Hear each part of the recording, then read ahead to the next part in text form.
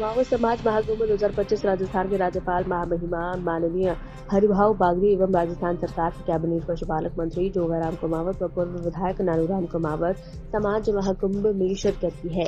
खबर जहां पर बता दें कि महाकुंभ में शिरकत की है सावलिया जी मंडफिया से कुमावत समाज के महाकुंभ 28 दिसंबर रविवार को 2025 स्थान श्री सावलिया जी मंडफिया गोवर्धन राघवन सावलिया जी मेवाड़ कुमावत समाज के महाकुंभ के कार्यक्रम में राजस्थान के राज्यपाल महामहिम ने माननीय हरिभाऊ बागाड़े ने कार्यक्रम के एक मुख्य अतिथि ने कार्यक्रम की अध्यक्षता मेवाड़ कुमावत समाज महाकुंभ आयोजन समिति संयोजक शंकरलाल मेरावडिया ने की है। कार्यक्रम में वरिष्ठ अतिथि राजस्थान सरकार के देवस्थान मंत्री जोराराम कुमावत व नानूराम कुमावत रहे।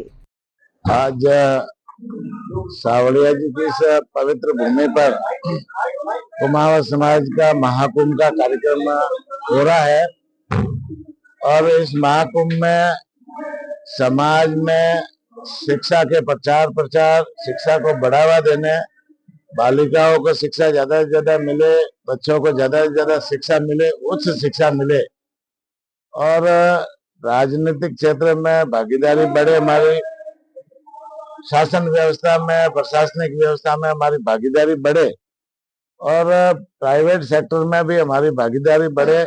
ये सारी चीजें शिक्षा से ही संभव है। तो ये सारी इस बात पे चर्चा होगी और समाज बंधुओं से अभी राज्यपाल महोदय भी पधारे, उन्होंने भी समाज बंधुओं से यही आग्रह किया कि आप लोग अपने बच्चों और बच्चियों को ज्यादा से ज्यादा पढ़ाओ।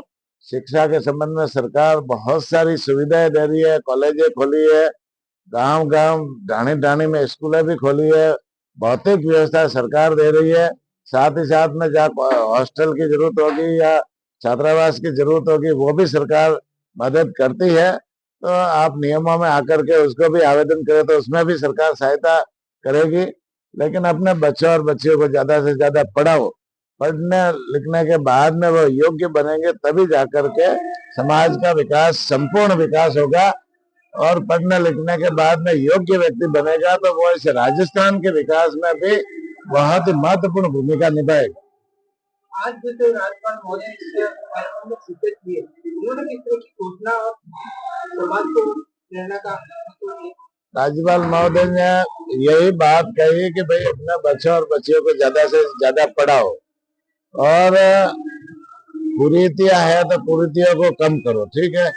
और बाकी है ना, शिक्षा के क्षेत्र में जो सरकार सुविधाएं दे रही है, भौतिक सुविधाएं दे रही है, भौतिक सुविधाओं को उपयोग लेते हुए अपने बच्चों और बच्चियों को ज्यादा से ज्यादा पढ़ाओ।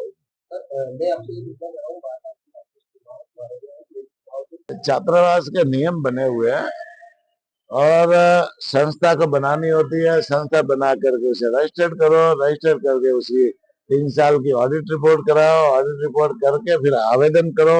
आवेदन करने के बाद में वो हमारे पास सरकार के पास आएंगे, सरकार के पास आएगी तो सरकार के पास आने के बाद में हम उसमें है ना, माननीय मुख्यमंत्री जी से, माननीय राज्यपाल जी से बात करके उसमें पूरी मदद करेंगे।